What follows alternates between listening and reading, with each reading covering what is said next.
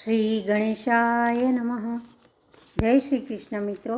આજે સાંભળીશું પુરુષોત્તમ માસ નિમિત્તે એનું મહત્ત્વ, વ્રત, વિધિ અને આજની વાર્તા. વર્ષના 12 મહિના હોય છે અને દરેક મહિનાના અધિષ્ઠાતા દેવ જુદા જુદા હોય છે. 12 મહિનાઓમાં વરુણ, સૂર્ય, ભાનુ, તપ્પન, ચંડ, રવિ, ગભસ્થી, અર્યમા, હિરણ્યરેતા, દિવાકર, મિત્ર અને વિષ્ણુ, આ 12 સૂર્ય હોય છે. પરંતુ અધિક માસ એ 13મો મહિનો હોવાથી સાવ જુદો પડી જાય છે. એટલા માટે અધિક માસને કેટલાક મળ માસ પણ કહે છે. આ અધિક માસ 32 મહિના 16 દિવસ અને 4 ઘડીના ચોથા ઘડીના અંતરે આવ્યા કરે છે. આ મહિનામાં સૂર્ય સંક્રાંતિ ન થવાથી શુભ કાર્યોમાં અધિક માસ વર્જિત ગણાયો છે. લોકોની અપેક્ષા મળમાસ જેવા હલકા સંબોધનથી અધિક માસને અપાર દુઃખ થયું. તે મનમાં દુખાવા લાગ્યો. છેવટે તેને ઉપાય સૂઝ્યો અને તે ભગવાન શ્રી કૃષ્ણના શરણે ગયો. ભગવાને અધિક માસની આપવીતી સાંભળી અને તેને પોતાના શરણે લીધો. એટલું જ નહીં, પણ ભગવાને તેને વરદાન આપ્યું કે તું મારા શરણે આવેલો હોવાથી મારો ભક્ત છે. હવેથી તારી કોઈ નિંદા કરશે નહીં અને તારા સમયમાં જે કોઈ પુણ્યદાન કરશે તેને સૌથી અધિક ફળ પ્રાપ્ત થશે. હવેથી તું જગતમાં પુરુષોત્તમ માસના પવિત્ર નામથી પ્રસિદ્ધ થઈશ. આ પ્રમાણે ભગવાનનું શરણ સ્વીકારવાથી ભગવાને તેને પુરુષોત્તમ માસ નામ આપ્યું. તે પછી તેનું જ્યાં અપમાન થતું ત્યાં સન્માન થવા લાગ્યું. મળમાસ હવે ધર્મમાસ ગણાવા લાગ્યો. આ માસમાં સ્નાન, દાન, તપ, ઉપવાસ, ધારણા, પારણા ફળ આપનારા ગણાય છે.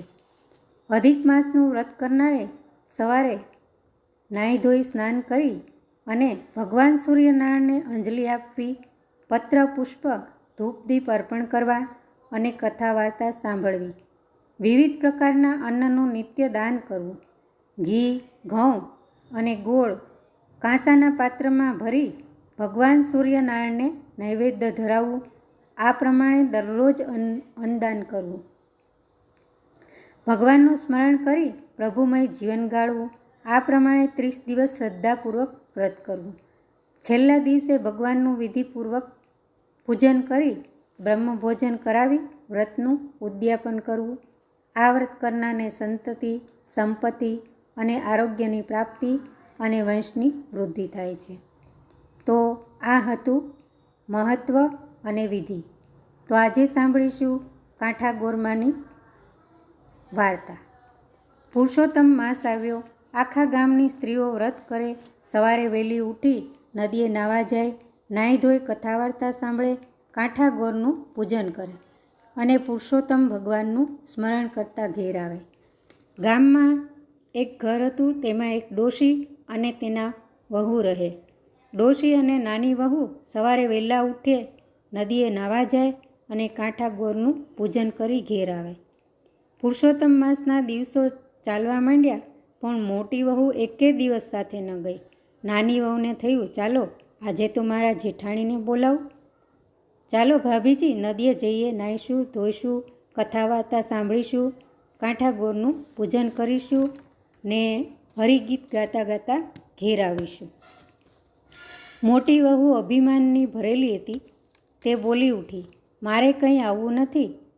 એ તો નવરી સવરીના કામ છે, રાંડી મુંડીના કામ, ગાંડી ઘેલીના કામ. હું ક્યાં તારા જેવી નવરી છું? મારે તો ઘણા કામ છે.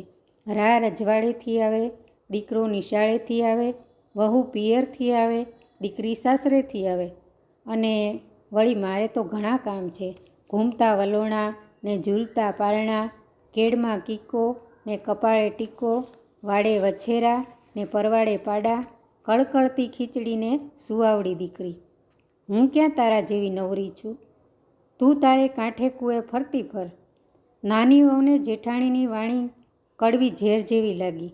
એ તો પુરુષોત્તમરાયનું સ્મરણ કરતી સાસુને લઈ નદીએ નાહવા ગઈ. મોટી વહુને ચારે કોર સરખાઈ હતી.